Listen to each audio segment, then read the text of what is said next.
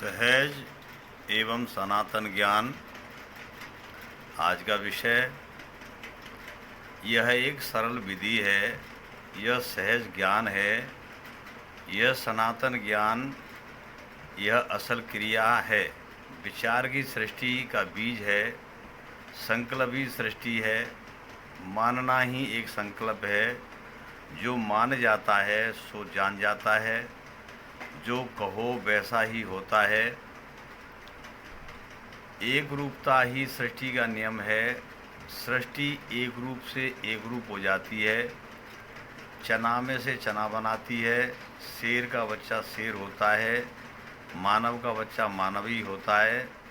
जल के मटके में यदि सांप हो तो जल में हाथ डालने वाले को खा ही जाएगा। यदि हमारे विचारों में संशय थोड़ा सा भी हुआ तो वह सांप की तरह विषदायक है। हमारा निजी विश्वास ही सबसे बड़ा अपना ईश्वर है, अपना साथी स्वरूप है। श्रद्धा ही जीवन की कसौटी है। जो जैसी श्रद्धा व आस्था रखता है उसे वैसा ही प्राप्त होता है। जब हमारा विश्वास अड़े हो जाता है तो उसे किसी भी कारण से बदला नहीं जा सकता है।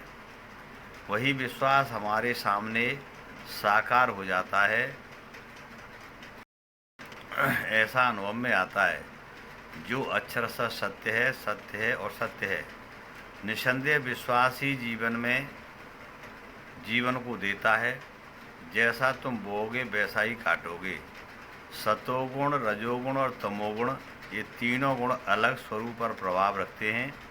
जिस गुण का प्रभाव चेहरे पर होता है वैसा ही व्यक्ति का स्वरूप बनता है, वैसी ही गति प्राप्त हो जाती है। गति का अर्थ है स्वरूप सिद्धि अर्थात गुण सिद्धि। सात्विकी पुरुष प्रेम, सुख, आनंद, सुखी, सेहत, सद्भाव पसंद करता है। सात्विकी आहार करता है। और राजसी पुरुष जो थोड़ा चंचल वृत्ति का होता है, उसका मन अस्थिर होता है। वह भोग विलास तथा मनोरंजन अधिक पसंद करता है। उसमें आसक्ति का भाव होता है एवं स्त्री सुख की कामना करता है। वह पुरुष अनेक कामनाओं वाला पुरुष होता है। उसमें राग द्वेष आदि होते हैं। उसका संकल्प संसार से सुख चाहता है तथा ईश्वर के प्रति उसकी इच्छा उत्कंठ नहीं होती है। वह पुरुष संसार प्रधान होता है। और तामसी जो पुरुष होता है व्यसनी पुरुष कहलाता है। उसमें शराब, जुआ, धोखा, छल कपट तथा निद्रा पसंद होती है। वह पुरुष स्त्री का अनुचर होता है। वह प्राणी माता पिता, श्री गुरुदेव, इष्टदेव, शास्त्रों के ज्ञान में अपनी रुचि नहीं रखता है। वह चोर वृत्ति का होता है। वह कुसंग को प्रिय मानता है। सत्संगी पुरुषों से दूर भागता है। जैसे जल का असर जैसे पत्थर पर नहीं होता, वह उसी तरह सत्संग के प्रभाव से बेअसर होता है।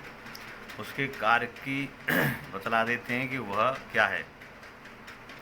साम्यावस्था वाला पुरुष योगी होता है, जिसके चेहरे पर सदा संतोष, विवेक, वैराग, निष्कपटता का नूर चमकता रहता है। वह प्राणी निर्दोष परम ब्रह्म स्वरूप में स्थित अपने बड़ों का आदर करता है, शास्त्रों का सम्मान करता है। वह श्री गुरुनिष्ठ पुरुष अपने श्री गुरुदेव को साक्षात पार ब्रह्म परमेश्वर जान करके सदैव प्रसन्न रहता है। उस पर तीनों का कोई प्रभाव नहीं होता, क्योंकि त्रिदेव उसकी तीनों गुणों से रक्षा करते हैं। देवताओं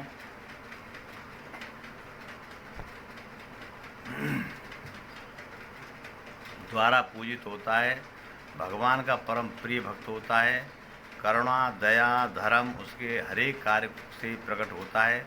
उसके सारे कार्य श्री गुरुदेव की कृपा से स्वतः होते रहते हैं। उसमें कर्तापन का अभिमान, दम्भ, हिंसा, जलन, कलेश आदि नहीं होते, जो रजोगुण और तमोगुण प्राणी में होते हैं। वह सहज बोध तथा सादगी व सरलता से संपन्न होता है। उसमें ईश्वर के प्रति अटल विश्वास और श्रद्धा होती है। वह संसार को ईश्वर का रूप जान करके सबसे प्रेम करता है।